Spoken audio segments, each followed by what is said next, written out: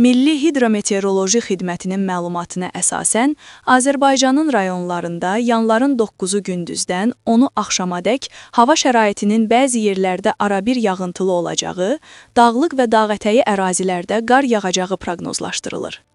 Ayrı-ayrı yerlərdə yağıntıların intensivləşəcəyi ehtimal edilir. Gecə bəzi dağlıq ərazilərdə yolların buz bağlayacağı gözlənilir. Hazırda Bakıda müşahidə olunan dumanlı hava şəraiti ilə əlaqədar olaraq Zır dairəsi hava limanı yolunda bəzi zolaqlar üzrə sürət həddi 20 km/saata endirilib. Qlobal Info.az məlumat verir ki, bu haqda Daxili İşlər Nazirliyinin Nəqliyyatı İntellektual İdarə Etmə Mərkəzi məlumat yayıb. Bununla bağlı Dinin Nəqliyyatı İntellektual İdarə Etmə Mərkəzinin əməkdaşları tərəfindən məlumat sürət tablolarında dəyişiklik edilib. Eyni vaxtda bütün tablolarda dumanlı hava xəbərdarlıq siqnalı işə salınıb. Sürücülərdən müəyyən olunan sürət həddinə əməl etmələri xahiş olunur.